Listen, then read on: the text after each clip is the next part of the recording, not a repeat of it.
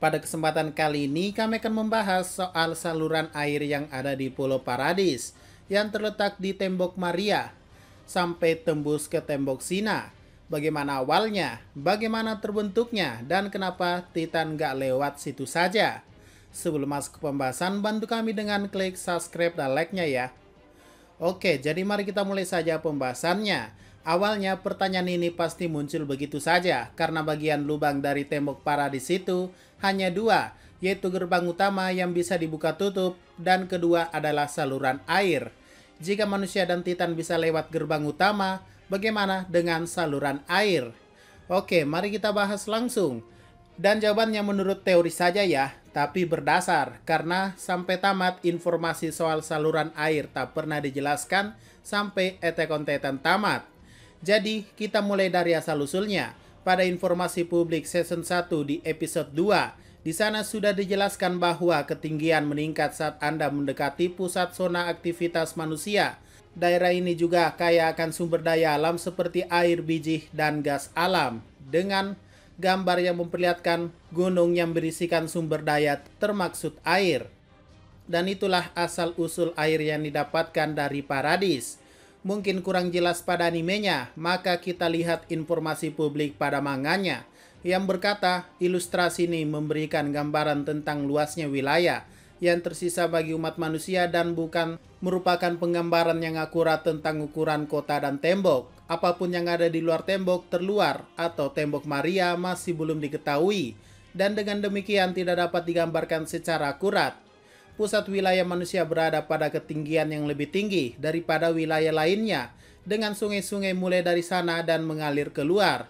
Wilayah manusia diberkati dengan sumber daya alam seperti air, mineral, dan gas alam.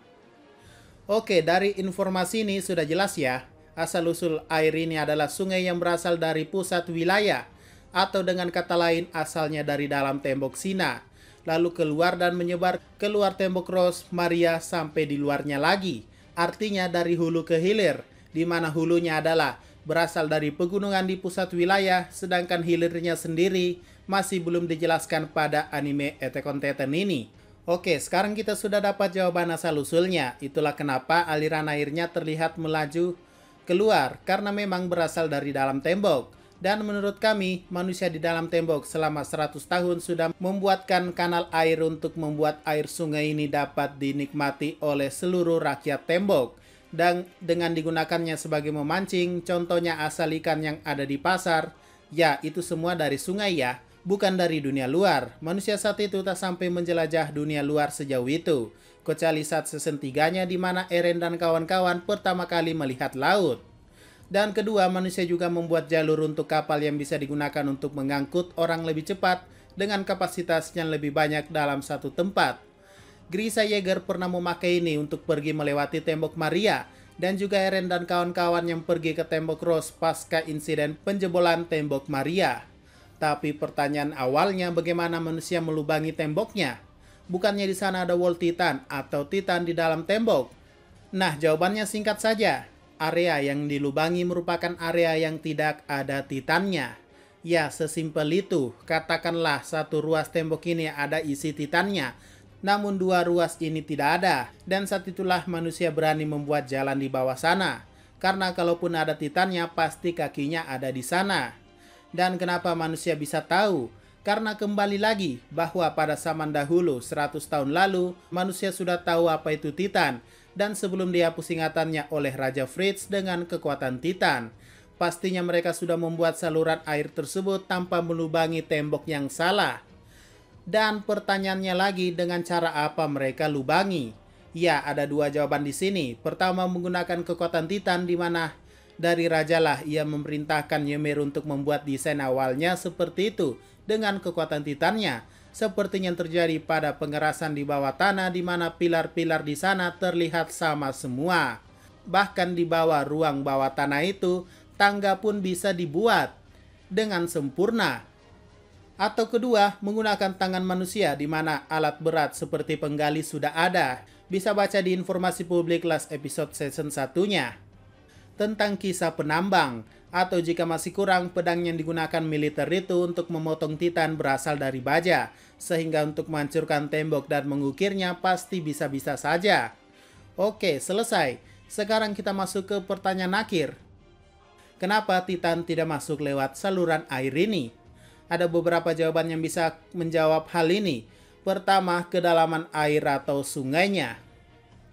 Kita sebenarnya belum tahu seberapa dalam sungai ini, namun berdasarkan informasi kedalaman pelabuhan, di sana tertulis berdasarkan pelabuhan atau tempat bersandar kapal minimal 9 meter hingga 14,5 meter, sedangkan ukuran Titan di luar sana rata-rata 10-15 meter.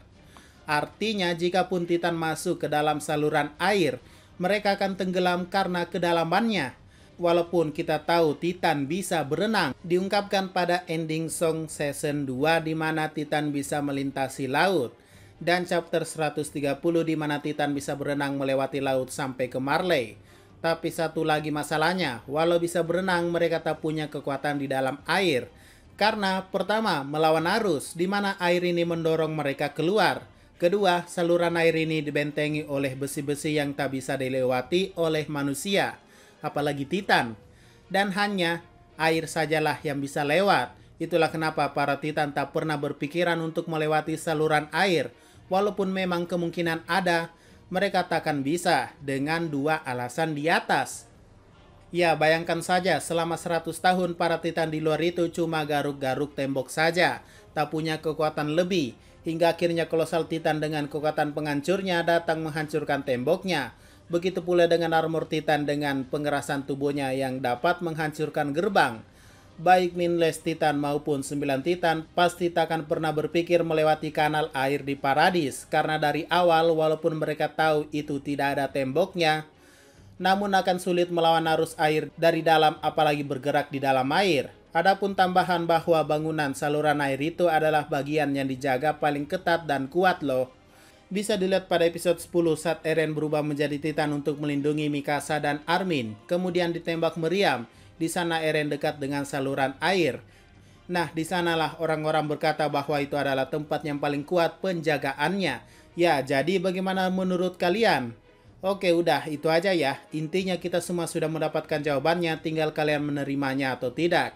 Jika ada pertanyaan dan masukan, silakan komentar saja di bawah ya. Sekian dari pembahasan kali ini, jangan lupa like, share, dan komentarnya ya.